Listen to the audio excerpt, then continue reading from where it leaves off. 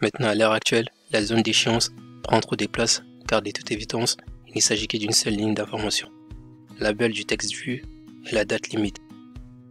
Les mots du, je l'ai écrit en anglais, on va les mettre en français.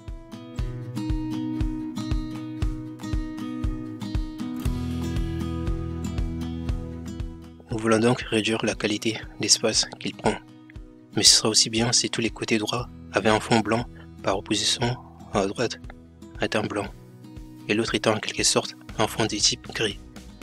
Commençons donc par la date limite. Donc ce que nous voulons faire, c'est les afficher avec leur hauteur préférée. Pour accomplir cela, nous devons travailler en utilisant la propriété VGraw du VBox dans les textes arrière. Donc retournons à notre effet XML et nous devons modifier cette texte arrière. Ce sera donc VBox.VGraw. Nous devons donc les définir sur Always. Donc ce que ça fait, c'est-à-dire à la VBox de toujours donner autant de place que possible au texte arrière. La VBox redimensionnera tous ces autres enfants à leur hauteur, puis donnera l'espace restant à la zone de texte, ce que nous voulons. Donc si nous exécutons cela, nous devrions voir que nous avons maintenant beaucoup plus d'espace alloué à la description. Et vous pouvez voir qu'il y a presque tous les côtés droits alloués. Il n'y a qu'une ligne minimale en bas qui est allouée pour les labels du.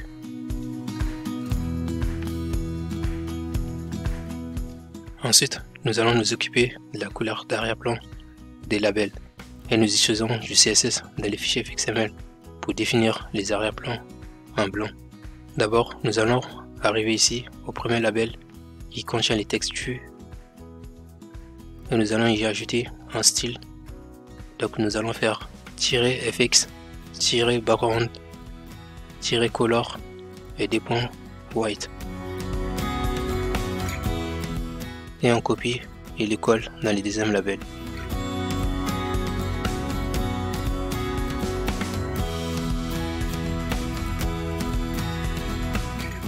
Maintenant, si on exécute les programmes,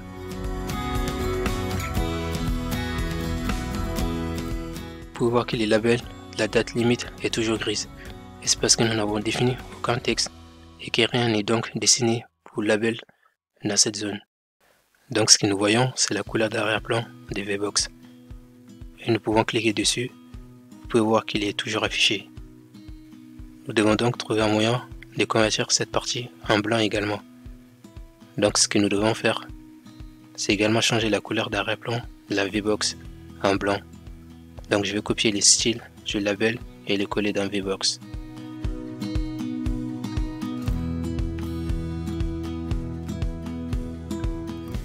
Alors maintenant que nous avons fait cela, si on relance les programmes, et vous pouvez voir qu'il est maintenant blanc en bas également.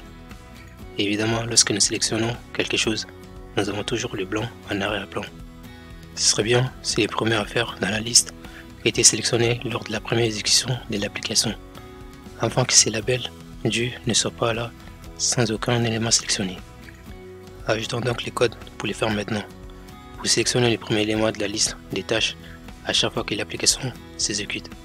Et nous le faisons dans la méthode initialize de notre contrôleur. Donc tout en bas, je peux mettre todo list view.getSelectModel.select first.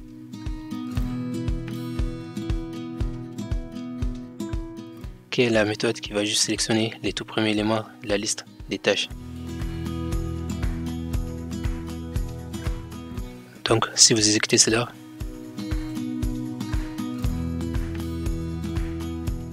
maintenant lorsque nous l'exécutons, nous pouvons voir que le premier élément est sélectionné dans les coins supérieurs gauche.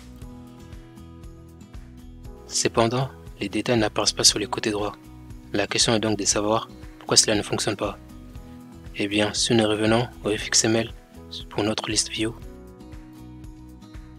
donc cette vue ici, nous pouvons voir que nous avons les mouse clics. Mais dans ce cas, nous n'avons pas sélectionné les premiers éléments en cliquant dessus. Nous l'avons sélectionné par programmation à l'aide des codes. Maintenant que nous voulons sélectionner les premiers éléments, à chaque fois que nous exécutons, nous pourrons simplement définir la zone des textes, des détails, directement dans la méthode initialize du contrôleur. Nous allons revenir au code du contrôleur et dans notre méthode initialize, nous allons l'ajouter.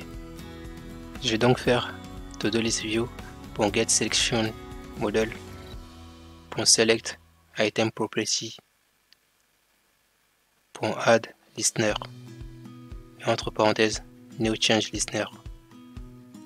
Et je vais juste appuyer sur entrée et vous pouvez voir que ce code est écrit automatiquement pour nous. Il s'agit donc d'une méthode override appelée change.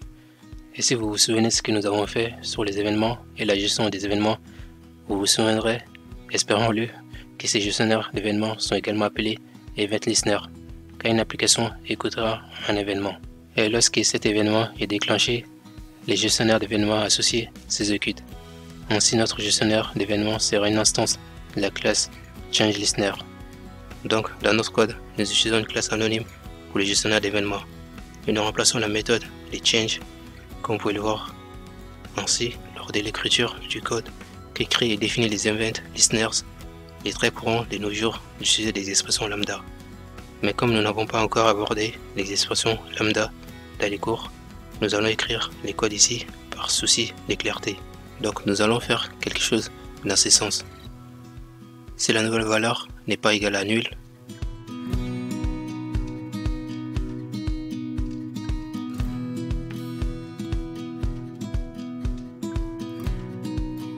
nous allons donc faire todo item. Item est égal todo list view .get selection model .get selected item. Puis nous allons faire item details text area .setText et entre parenthèses item.getDetails. Et ce sera tout. Ensuite, l'autre chose que nous pouvons faire maintenant que nous avons effectué ces changements est de revenir à la fenêtre principale FXML. Et nous pouvons enlever ces OneMouse car nous avons maintenant écrit un gestionnaire d'événements générique qui gère chaque fois que la valeur change. Alors exécutons simplement cela. Donc j'ai une erreur ici. Ah oui, effectivement c'est pas NeoValue, c'est plus T1 qui est ici.